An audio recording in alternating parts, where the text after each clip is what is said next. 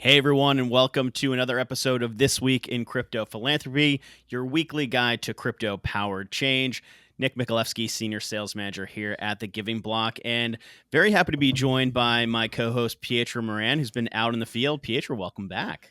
It's good to be back, Nick. It's good to see you. It's been some time. We were in Dubai last week at a conference, and things have been just a little bit hectic. But honestly, it's great to meet and greet, be in the field, see folks, hear what's happening. But have to get back to my routine at some point.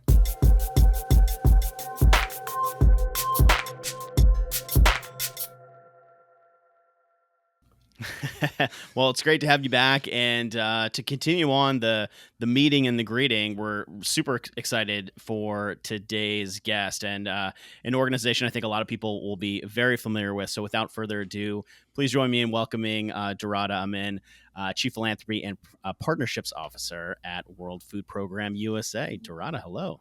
Hello, excited to be here. Thanks so much for making the time and allowing us to share our story. Very happy to be here with you all. Yeah, fantastic. So I guess to kick things off, Dorota, I don't know, do you have any kind of like personal connection to the crypto space, or is this something that, kind of bubbled up in your work at, World Food Program and this kind of came on your radar at some point? So personally, total newbie. As an organization, I think we definitely have been exploring the topic, really looking into sort of very interested in starting it. So I think as an organization, we have been focused on it for a bit, exploring options and really wanting to bring this into the fold of our philanthropy and partnerships. Personally, total newbie, but excited to be learning more about this space. And really, actually, what has been very exciting for me so far is the community. So that's what, I am focused on relationships, have done it. This is the core of why I do the work that I do. And has been very interesting for me to sort of start learning more about the community around crypto philanthropy.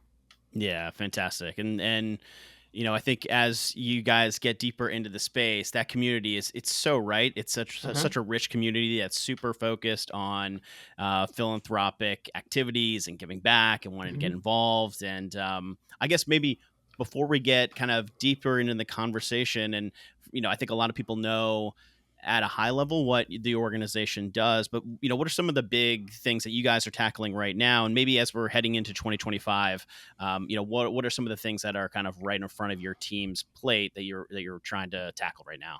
Absolutely. Thanks. So for those who are perhaps not familiar, World Food Program is a leading global organization focused on addressing hunger, fighting hunger, SDG 2. Present in 120 countries, reaching more than 120 million people around the world, both with life-saving food assistance. So that's the agency, World Food Program USA. We are a US-based nonprofit organization dedicated to supporting the mission of the United Nations World Food Program through philanthropy, partnerships, as well as awareness here in the United States and advocacy. So we're an organization here in the US focused on supporting the mission of World Food Program globally. And what are we looking at? So right now, at this present moment, there are 343 million people around the world who are facing crisis levels of hunger. So the need out there in the world is beyond significant. And our mission is to mobilize and maximize how we can mobilize resources here in the United States to support life-saving work around the world. Yeah, Amazing. Go ahead, Pietro. Sorry. No, we're good. No, it's amazing. I really appreciate you setting the stage and landscape for where we are, because I know a lot of our listeners are really focused on a myriad of different things, and sometimes when you think about philanthropy in general, it's difficult to hone in and be an expert in every category of what's going on. So that's why we have these stories. We want to showcase the good work that you're doing, and for the folks maybe unaware, the environment has been different this year. I think one of the things that we've talked to many nonprofits about, especially in related to meeting goals and financing the programs that you have, we have this sort of backdrop of potential cuts in government funding, and I would say the impetus for fundraisers to get creative, to get a bit more mobilized and think more strategically, where traditional channels may no longer be there. Be really curious to understand how you and the organization are tackling that and staying on the front line of your work, but also, when the sands shift a bit, how do you react? Absolutely. And so I think still a few years ago, we have been really energized by the fact that global hunger has been decreasing. Unfortunately, post 2019 pandemic, lots of different shifts globally. The indicators have been on the rise. Right now, continuing conflicts, displacement, economic shocks, as well as climate shocks, continue to add up to that are the factors that continue to lead to rising food insecurity around the world. While at the same time, as you have indicated, the sort of traditional funders, which for WFP traditional funders would have been governments around the world, the priorities, the approaches have been shifting. And so that leaves a huge gap.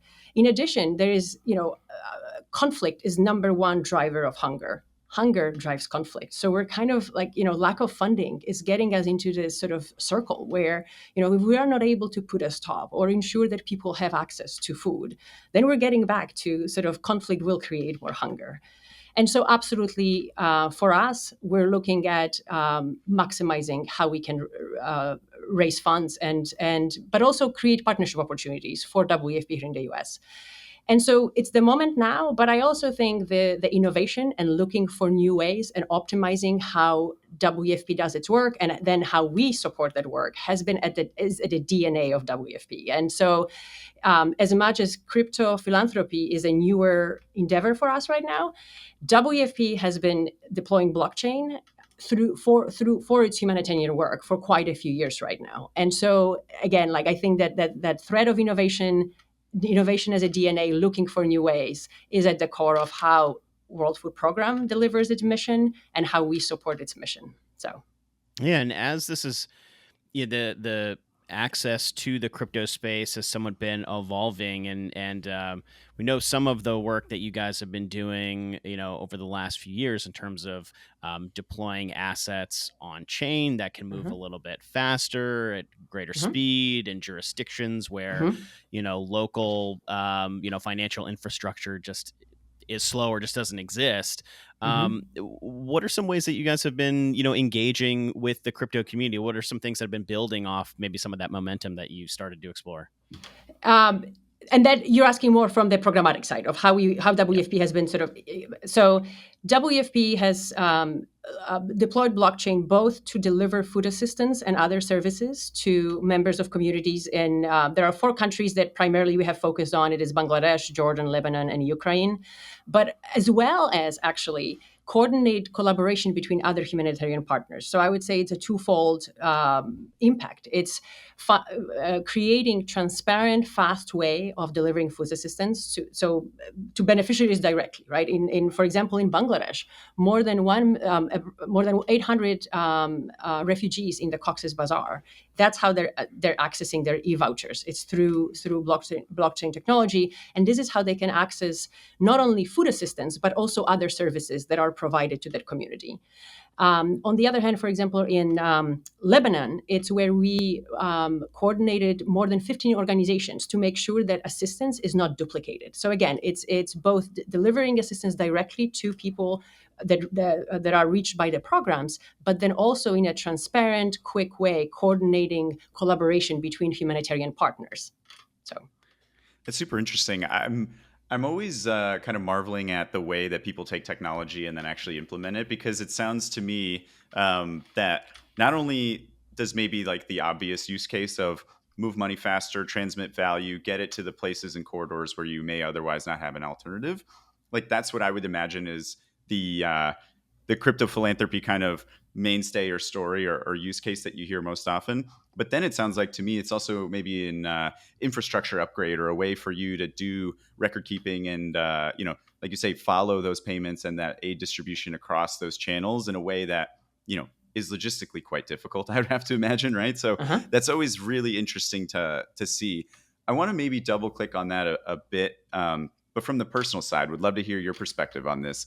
You mentioned that you may be a newbie, but like you're ingratiating yourselves with these communities, and the organization is kind of taking that next step to be an olive branch for folks maybe interested in philanthropy. Do you have any anecdotes or anything that you might be willing to share, or just even describing your own experience interacting kind of with our niche side of the tech space would be really curious to understand. Sure. So I think, again, we have been exploring from a purely crypto philanthropy side. It was a couple of years, let's say, we had some initially looked into it, and then actually building off some of the conversations with the Giving Block that World Food Program had. We were sort of brought in and ultimately were able to execute where we could set up the infrastructure to accept crypto philanthropy. But for me, to say from a personal, as much as I'm a newbie, I also would say no brainer. Like, how would we not do it, right? Like, how would we not do it? And again, for us, being a fundraiser, the core of what I do is building relationships with people. And really, again, what I said at the beginning, what inspired me is there's this community that's very engaged in the world, that is passionate about issues. Yes, I want to reach those that are passionate about hunger. There are plenty of other issues around the world, but like and I was like, how could we kind of not do something to be able to reach that community? And even through some of those initial things, like the launch, when we announced that we're accepting crypto, like the engagement has been huge. And so we were, surprised but not surprised. Like, it's like, exactly, why would we not do that? So we cannot turn around from a very active group that is ready, and we want to connect with people and give them a pathway to support the mission that we feel passionate about. And I know this is a little bit early days, but for those other organizations, kind of on the sidelines, kind of thinking, should we not? It sounds like maybe there really isn't a lot of downside risk here. What would you say to maybe some of those other organizations that have still sort of been thinking about it? It's kind of like on the list, but it just never hasn't bubbled up yet to like that top 3 priority. Again, I said no brainer. And I think, again, like the partnership with the Giving Block has made it so seamless. So I think for an organization that is trying to learn a little bit about that space, that was very helpful to have a really sort of plug and play pathway that makes it easier. And I think for us, why we were able ultimately to move quite fast of how we sort of executed and launched this is because you provide the resources and the sort of infrastructure for it. So that has been very helpful. And I think every organization can decide to what extent they would like to do it. They could first test it out, and that's exactly. But for us, there is so much excitement across the leadership that we're like, we are still taking it fairly slow, let's say in the beginning. But then it's like, how do we find these people? How do we find people who want to share our story? How do we extend? How do we raise awareness? So I think an organization could take it as fast or as slow as they would like. Setting up a page, that's all it takes, right? Yes, you have to do some of the tech side on the back, but it is fairly easy, I would say. So why not? And then see what you can do with it. So you're opening up a channel for your organization and for your mission. So, yeah, and I guess for the campaigns that have launched, that are maybe coming down the pike, you're on the corporate partnership side. Has there been anything bubbling in your head in terms of like in the corporate space, in crypto? And what you guys been sort of kicking around? So actually, there were initial conversations even from our colleagues at World Food Program. So globally, there have been conversations with companies. We haven't necessarily sort of moved it forward yet, but I know there is interest. And so again, we're absolutely looking forward to picking those up, to moving those forward. And I would say for us, the how we think about partnerships is co-creating solutions. And partly because it is sort of newer space, we want to have conversations. We want to learn more. We want to explore, and we want to build together. So, like for me, what I'm excited about is to be able to find those connections and engage in conversations and really build together of what that could be, both from a funding perspective. But again, you hear there is such an interest from World Food Program to deploy crypto and technologies for its programmatic side. And so I think the partnerships could be really, really interesting and impactful for the organization. Yeah, that's super heartening to hear. I mean, when we have conversations on our partnership level with industry participants, folks in the crypto space that have been builders or projects, we always kind of have this chicken and egg problem of we want projects and need projects that are interested and keen to have some sort of corporate social responsibility layer or participation. But then we also need the traditional nonprofit sector to be ready and willing to take that assistance, implement it, and then find this sort of marriage of interest to actually co-create, like you said, those outcomes. It sounds like you guys are really well along that path. I'd be curious if you had any words of advice or best practices that you've seen for a lot of our listeners, because I think we have folks who are either really deep into it and want to have a continuing education on crypto and philanthropy from our perspective. But I think we also have a lot of folks who are, again, on that cusp or maybe just getting ready. Is there anything you've seen in your successes that you'd want to pass along?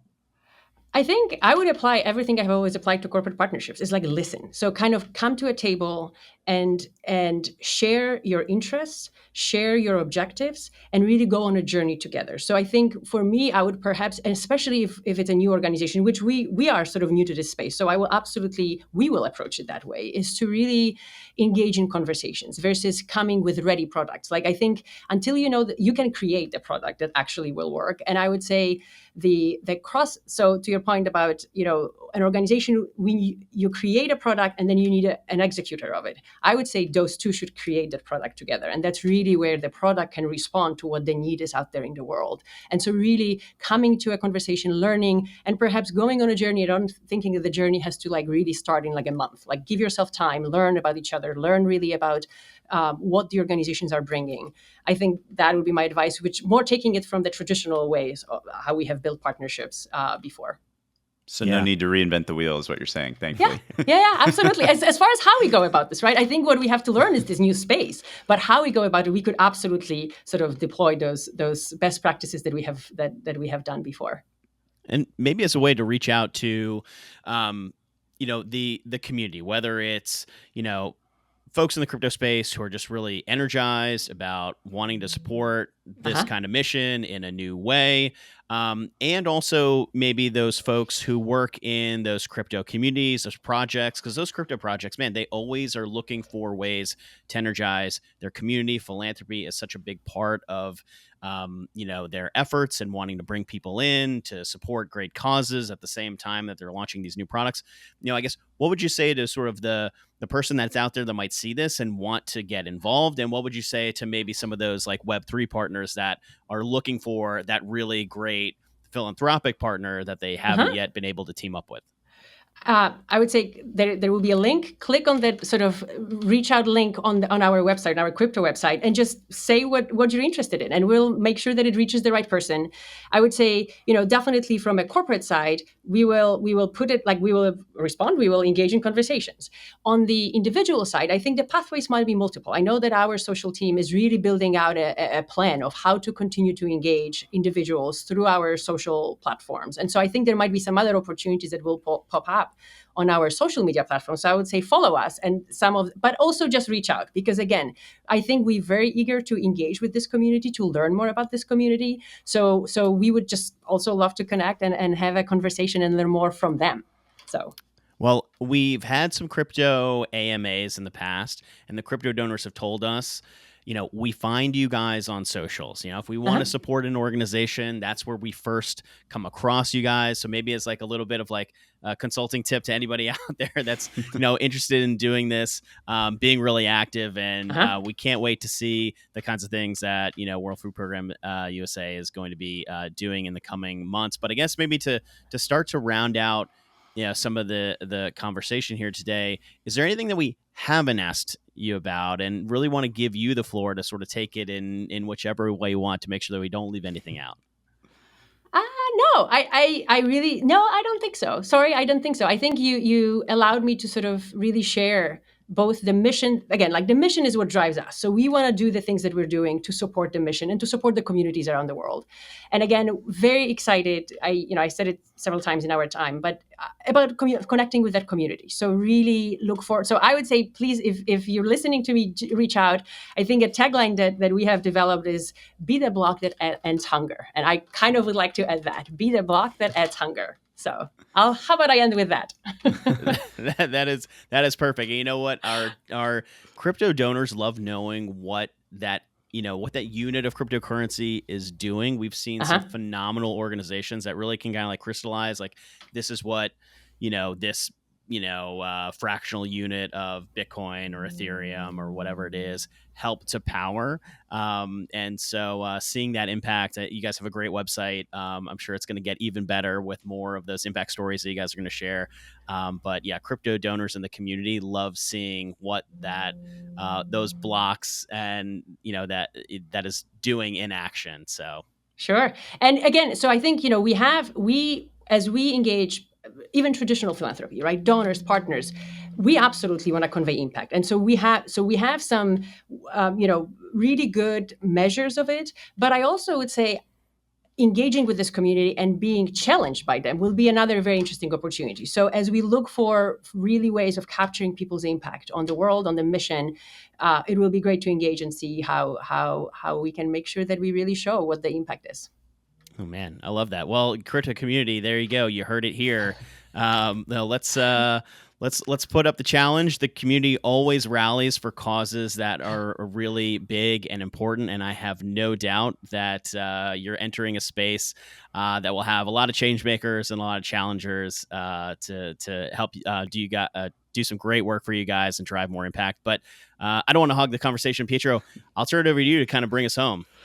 No, I think this is fantastic. If I can paraphrase a lot of what I've heard today, and I'll use one of my favorite quotes that I've heard recently, it's that action creates information, right? So whether it's a donation, an email, a DM, there's no wrong way to start the journey. And it will then inform you by having those conversations and working collaboratively, excuse me, to start you on that journey and start to see some outcomes. So for all the folks listening, I think this was one of my favorite episodes personally, just to convey that message of saying, like, there's no wrong way to start, and you just have to do it in some fashion or capacity. So that's been my certain takeaway. I'm very thankful for you, Dorota, to have your time and to hear more about your mission, your successes, and look forward to seeing more of those continued outcomes and great work that you're doing. But that's it from my side. Nick, do you want to sign us off? Well, I will tell everybody that we'll have everything in the show notes in terms of link, where you can go, what you can do. But Dorota, just to make sure that everybody knows exactly where they can go, where can everybody go to learn more about you, the program, and the work that you guys are doing?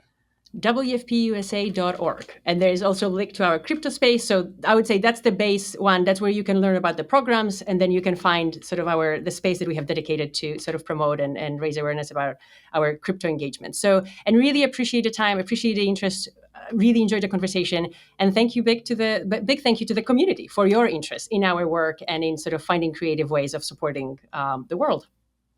Fantastic. All right. Well, there it is, everybody. We can't wait to see what comes of this. And thanks so much for joining, Dorota. We really appreciate it. Very looking forward to everything that's going to be coming down the pike. And with that, we'll see everybody next week.